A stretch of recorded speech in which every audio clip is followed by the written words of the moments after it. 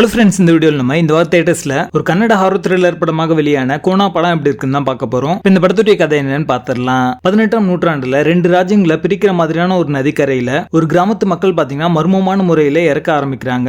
ராஜா இதுக்கான காரணம் என்ன அப்படின்றத கண்டுபிடிக்க சொல்றாரு. அப்போ ஒரு பிரீஸ்ட் பாத்தீங்கன்னா அங்க ஒரு சபிக்கப்பட்ட பொம்மையை கண்டுபிடிக்கிறாரு. எதிர் சாம்ராஜ்யத்தை சேர்ந்த மாந்திரிகர்கள் அவங்களுடைய எல்லையை பாதுகாக்கணும் அப்படின்றதுக்காக ஒரு துஷ்ட ஆன்மாவை அந்த ஊர் மேல ஏவி விட்டுருக்காங்க. அந்த ஆன்மா கிட்ட இருந்து தப்பிக்கணும் அப்படின்னா ஒவ்வொரு ஜெனரேஷன்லயும் எருமையை கொண்டு சடங்கு செய்யணும் அப்படின்றத வழக்கமா வச்சிருக்காங்க. இப்ப பிரசன்ட் டேல கோமல்குமார் பாத்தீங்கன்னா கம்ப்யூட்டர் ஜோசியம் சொல்லிட்டு இருக்காரு. இருந்த மனைவியை நினைச்சு அவர் பாக்குற விஷயங்கள் ரியலா இமேஜினேஷனா அப்படின்றது தெரியாத ஒரு குழப்ப நிலையில அவர் இருக்காரு. இந்த சூழல்ல இவர் அந்த ஊருக்கு போறாரு. இவர் போகும்போது போலீஸ் எதிர்ப்பை மீறி அங்க இருக்கிற மக்கள் எருமையை வெட்டி பலி கொடுக்கிற அந்த சடங்கை நடத்திட்டு இருக்காங்க. இதுக்கப்புறம் அந்த ஊர்ல நடந்த சுவாரஸ்யமான விஷயங்கள் என்ன அப்படின்றத இந்த படத்துடைய கதை. படத்துடைய ஃபர்ஸ்ட் ஹாஃப்லயே பாத்தீங்கன்னா காஞ்சனா படத்துல வர மாதிரி ஒரு ஹாரர் படத்துக்கு தேவையான ஈரி என்விரான்மெண்ட்டையும் அதே நேரத்துல ஒரு லைட்டான ஒரு காமெடியும் கலந்து ரொம்ப நல்லாவே பிரசன்ட் பண்ணியிருந்தாங்க. காமெடியும் சூப்பர் நேச்சுரல் எலிமெண்ட்ஸும் கலந்து சொன்ன அந்த விஷயங்கள் எல்லாமே பாத்தீங்கன்னா இன்ட்ரெஸ்டிங்கா இருக்கும் பாக்கிறதுக்கு. பட் செகண்ட் ஹாஃப்ல பாத்தீங்கன்னா அதை மெயின்டைன் பண்ண தவறிட்டாங்க அப்படின்னு தான் சொல்லுவேன். லென்த்தியான பிளாஷ்பேக், தேவையில்லாத சப்ளாட்ஸ் எல்லாமே பாத்தீங்கன்னா இந்த படத்துக்கான அந்த கோர் கான்செப்டை டைலூட் பண்ணிடுச்சு அப்படின்னு தான் சொல்லுவேன். படத்துடைய கிளைமேக்ஸ் பாத்தீங்கன்னா அப்ரப்டா முடிச்ச மாதிரி இருக்கும். எமோஷனலா கனெக்ட் ஆகாத மாதிரியான ஒரு ஃபீல் தரதான் செய்யுது. இந்த படத்துல கோனா அப்படின்ற டைட்டில் வச்சதுனால அனிமல் சாக்ரிஃபைஸ், ஜாதி சம்பந்தப்பட்ட பிரிவுகள், மக்களுடைய மூட நம்பிக்கை, இந்த மாதிரியான கான்செப்ட் எல்லாத்தையும் இன்னும் கொஞ்சம் பெட்டரா வந்து எக்ஸ்ப்ளோர் பண்ணி சொல்லியிருந்தாங்க அப்படின்னா இன்னுமே பெட்டரா இருந்திருக்கும் இந்த படம். டெக்னிக்கலி இந்த படம் ஒரு டீசென்டான ஒரு படம் தான். அந்த கிராமத்துடைய லேண்ட்ஸ்கேப்பை கவர் பண்ண விதம் பாத்தீங்கன்னா ரொம்ப நல்லாவே நேச்சுரலா இருந்துச்சு.